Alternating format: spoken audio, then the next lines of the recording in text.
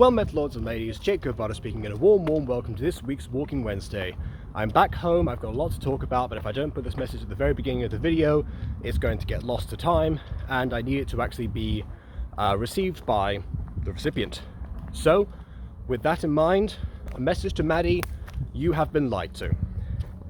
There's a person who, from what I've gathered from 3 screenshots basically, called Blaze Dropshipping Expert, that seems to believe that they have some sort of connection to me, basically, and that that therefore, you know, something about me wanting to out them for some reason so people couldn't actually find them, and also almost directly accusing me of hacking their accounts, but not quite. Their account got hacked, but the implication of what they said implies that it was me. None of those things are true, that's all a lie. So, to recap for everyone else, I suppose, remember how in my last Maddie video I said that one thing that happens with Maddie is that she will cling on to whoever is able to validate her own beliefs, no matter who that person may be? Well, now we're seeing the fallout of that, and how someone can exploit that for their own gain at the expense of others. Or at least, we may be seeing someone who is partially deeply mistaken for that, but that just does seem to be the implication behind all of this. So I've only got 3 screenshots from this conversation, basically. The first screenshot is basically Maddie confirming, you know, if the channel that Blaze Dropshipping Expert is talking about is mine, and that was indeed the case. We'll get to that in a second. Another one where they talk about, okay, so this is where Maddie gives a bit of her background in terms of her history with me, and then says something like, oh, he's from Scotland, right, referring to me, and then the person says, yeah, and I worked with him last year, and after my account got hacked, I told all my clients to stop contacting the account. And then the third one is just basically, the quote where I said earlier, there were apparently, well, I allegedly said that I was going to out this person so that people could not actually find them anymore. So yeah, none of that actually happened. I'm not sure whether or not that was an account last year pretending to be me that might have hacked the account, or if this is some actual malicious attempt to use Maddie, who most people think is my perceived, in quotes, nemesis. She really isn't, but that's what people think. In order to try to discredit me in some sort of way. Or again, because they are aware of how Maddie operates, and how basically the thing I mentioned earlier, that personality trait of hers, can become her greatest weakness when exposed to the wrong hands. So yes, Maddie, none of that is true. I do not recall anything about, well, I suppose it's a different account, right? Because Blaze Dropshipping Expert was, you know, quite cunning in saying that their account got hacked and they made a new account, so it could be under a different name. And but also, I don't tend to work with people who have other clients under them, or at least hasn't happened yet, really. They also didn't explain the nature of the work itself. Most of what I tend to do with other people on, let's say, Discord, for example, where I believe the conversation took place, is it boils down to either me voice acting for them or them voice acting for me.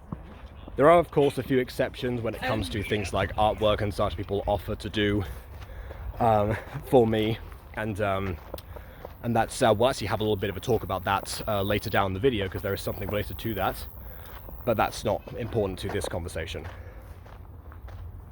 But yeah, with a few exceptions, and those would be people that I, you know, I've been friends with for years and I trust, you know, very deeply. Yeah, I don't tend to really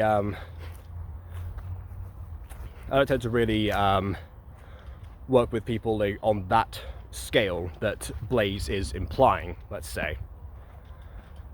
Who knows, maybe there is somebody called Blaze Dropshipping Expert. Well, I've looked up, you know, that name, obviously not there. I can't look up an alt account because it's an alt account that apparently got hacked and was then deleted. But yeah, the hacking had nothing to do with me, basically, in case that was the implication behind that. And also that, and also that I don't tend to, the reason that I tend to go after people, I mean, Maddie herself might be aware of this or not, is not so much when something directly concerns me, or something concerns one of my friends, basically. Because I've said it before, you know, I have a very thick skin when it comes to people, you know, I was dealing with people directly online, either criticizing me or, you know, coming to me with demands that I can very easily shut down and such. But yeah, when it's when that concerns other people, that's not really the case. A lot of them, you know, aren't as equipped as I am to deal with that kind of stuff. They've had trauma in their lives that has meant that they're already on the fence about trusting people online anyway, even though it's one of their only safe havens sometimes. So as to not specify any one individual person, this applies to multiple, by the way. And that's why I'm very protective over them. So that's when it comes to, that's when I tend to lash out, especially if that person goes public. I then respond publicly. That's how it tends to go. And yeah, so just me out of nowhere apparently seeming to hack someone's account for some reason. Yeah, no. What happens with me is I tend to I tend to lay out whatever I actually have available to me, let people draw their own conclusions, and see how the person's reputation lasts from that point onwards. I don't allege where I'm able to. There is, of course, the Purple Heart 13 incident, which I've apologized for, and that was because I got the wrong person, basically. Someone pretended to be Purple Heart 13 and tricked me, and I've left that video up as evidence that I am not a perfect individual. But other than that situation, I make sure that I'm able to do what I can, basically, do my due diligence. Unlike what Blaze has done, where there's no proof of any of this, there's no screenshots of me sending these messages that I allegedly sent, and there's basically nothing there other than, essentially, the validation in Maddie's eyes that I am bad, in quotes. Like, so that's why I said, you know, that it comes down to that core trait of hers. So Maddie, I'm sorry that you've been lied to, and I know that you are very keen to establish that I'm a bad person or anything, but you know, if that happens, it happens. But make sure to check your sources next time, because there are people out there that actually do have malicious intents towards you, and there is a very high chance, unless Blaze Dropshipping Expert is very much mistaken, that this is one of those cases. Also, for the record, I'm not from Scotland. I've never been to Scotland, and I want to go someday, but that day has not arrived. Ironic, I just got back from Peru, and I haven't been to the neighboring country that I live in, but there you go. So yeah, if this person's vouching that the fact that I'm from Scotland, which is a question that you said, they're clearly just trying to parrot what you think already, Maddie. So, you know, beware of that. I'm not from Scotland. Okay, so now on to, I guess, Peru. I kind of paraphrased a lot of stuff that happened during that time, right before we went to see actual ruins of Machu Picchu. So, with that in mind, I'll continue that conversation now. So, we did go to see the ruins of Machu Picchu the next day. They've got this thing divided into circuits now, basically. Apparently Circuit 3 was the royal circuit, which half of the tour got to do, but not the half that I was a part of. But they do basically, you know, take you around virtually everything. So, you know, it was foggy at first, and it seemed to start to clear out as time went by. and they had all of the different photo opportunities, because of course they did. And yeah, they've I mean, it was the ruins of Machu Picchu. I don't know what else to say to people. Because I said it before in previous Walking Wednesday, well, not maybe Walking Wednesdays. I did it before on previous occasions. The big touristy areas that have been overhyped by people, or just hyped in general, once you actually get to see them, compared to the more obscure, you know, surprising things that you wouldn't think would be around, like I didn't think, you know, we'd be doing like dune buggies on the first date, for example. Those things tend to appeal to me a lot more than the touristy stuff does. So, not to say that Machu Picchu wasn't incredible, but I feel like everything that has been said about Machu Picchu has already been said, so I don't really know what else I can add necessarily. There were a couple of things that surprised me, basically. Some of the rocks that were there, one of which was apparently an actual compass pointing to the different cardinal points, and that's something that you know, they were able to use to I guess to orient themselves. I guess continental drift might have played a factor in that, if that's something they had to deal with. I don't think it was, actually, considering everything. So yeah, I don't know. But and then there was also one where it was basically this gigantic sacred stone, and apparently also the way they used to cut the stones, because they are so, you know, gigantic in nature most of the time. That's why the Inca buildings have still stood. Like, there was apparently an earthquake in 1950 that devastated a lot of Peru, and all the Inca structures still stood when all the colonial buildings toppled down, because, you know, they knew what they were doing. Part of Machu Picchu was still under construction when that happened. It's also not, they also don't know the original name of it. They just know the mountain next to it's called Machu Picchu, and that's why they call the city that as well. Which I think is fair enough, because one thing that happens with cities is that then they tend to be named after geographical structures around them a lot of the time.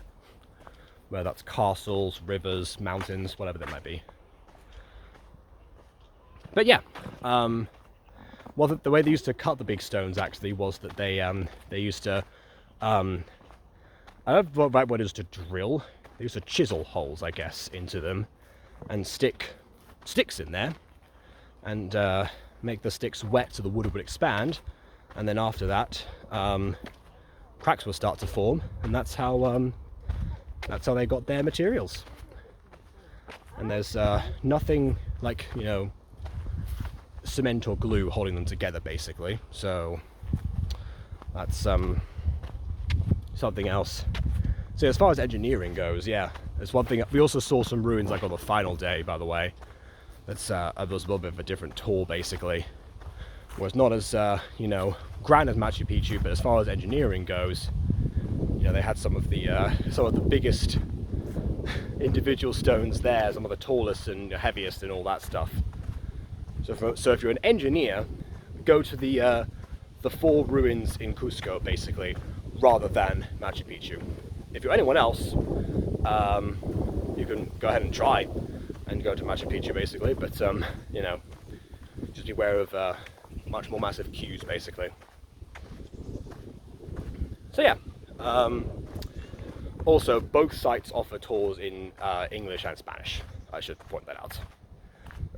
We had somebody with us there, Josep, who was our Inca warrior, who was, you know, giving us information anyway. We call him our Inca warrior, basically. That's what his, you know, his term was for himself, or what our tour guide Sergio said was his term. He never confirmed it, never denied it either. So yeah, that was and the other big thing we did was go to Rainbow Mountain and to the Red Valley, which was right next to it. And yeah, by this point, again, my legs were still not quite healed. If you're saying help, help, help, that's from the other side of the river. They're playing. Yeah, so because of that, I took the opportunity, and I actually I actually got a horse part of the way up. So yeah, I had a nice conversation with a girl named Daisy who was leading the horse, and you know, I was about the fact that all the horses got tired. Basically, it wasn't just mine halfway up. So yeah, the horses got tired. Imagine how everyone else must have felt that didn't actually get those. But yeah, I had to do the last part myself with the other people who decided to take horses with them, and yeah, we got ahead of the queue to actually take a picture with the altitude sign, basically. And then of course I just had to, you know, reach up above everyone else and took a few images of the landscape ahead, basically. And then we went down and back up again towards Red Valley, which was what they like to call Peruvian Flat, which basically means it goes like it has bumps, basically. You know, it's flat some of the way and not some of the others. That's basically it. And yeah, once we were up there, yeah, very interesting thing there, where there was one, I guess, like preteen who was there with a llama, I think, because a lot of the locals charge you to take photos with llamas and alpacas, and not vicuñas. They're too rare. Anyway, we didn't do that. There were also these these two girls, basically two kids, who were in full Peruvian attire, like the preteen was. And I don't know what they were doing there exactly. Maybe they were just maybe they were the younger siblings or something. But yeah, they had a 2-month-old puppy there as well. Wasn't used to the cold. One of them was actually using her like skirt of her giant dress to try and cool off, and then realized, oh wait, I can't get up and do anything. So I'm just gonna start like covering it with like random objects, basically. And yeah, because there was one girl in that group who also wanted to, you know, talk to them a little bit. So I was translating a little bit of what was going on. I also got pranked by one of them, where you know, they said, "Oh, look, this was behind his ear," referring to the dog, or her ear, I think it was. It was Lola, the dog's name. Yeah. So look behind her ear, and I was like, I don't see anything. What am I supposed to be seeing? Nothing. And then that was it. So yeah, they were having a fun time. Not sure how they arrived there originally, and they stayed there after we left. And that was the Red Valley, basically. As far as the landscape itself goes, very red. So yeah, basically Rainbow Mountain is like a new thing they've opened for tourism, because thanks to global warming, they didn't know it was there before. It was covered in snow, basically. So they once the snow melted, they realized it had these different colors, thanks to it was like iron, copper, and something else, lithium maybe, not sure. There was a chemist in our group who guessed all of the minerals correctly, but yeah, that's why there were so many different colors, essentially. So yeah, we had that, and that was basically the last big excursion of our tour. After that, you know, my group, the group of friends, we end up going back to Lima for a day, booking a hotel, and essentially staying there until afterwards we decided that, okay, one of us wanted to go see another museum. I, having experience with what it's like going to museums with this guy, especially the entry, which I will not elaborate on, they know what I mean, I decided instead to go and explore one of the parks. Turns out there was a very nice aquarium there. So anyone who got sent pictures of random fish with messages "I found Shorty" from the Mysteries of Occulta server, now you know what that was about. That's where I was. So yeah. And that was the final thing that we really did on the tour, apart from, I guess, you know, go to the airport, where apparently Adri actually ran into some of the other girls from the group, because they were there after us, because their flight was later. So, and I got on the flight with the other two, because we were all going back to Madrid and we happened to have the same flight. And it's weird, because sometimes when you cancel flights, you get alerts on your phone for the flight that you cancelled and booked originally. So I don't know what that was about. But yeah, must say, I think I prefer LATAM in terms of long airway flights, aside from the fact that they had to store my bag somewhere else entirely, and people just did not seem to want to sit down in a timely fashion. That's my one peeve with airports. Most of the time I take airports and airport travel with, you know, a lot of relaxation, basically, because the more you stress out, oh, I think my brightness is going to, yeah, my battery's at 5%, so I need to finish this off. But basically, the more you stress out in airports, the worse it gets for you. But yeah, my one annoyance is the fact that everyone takes forever to sit down, you know, store your bags up, get to your seat, and that's it. They also don't board everyone very efficiently most of the time. That's really on the staff, I suppose. But yeah, other than that,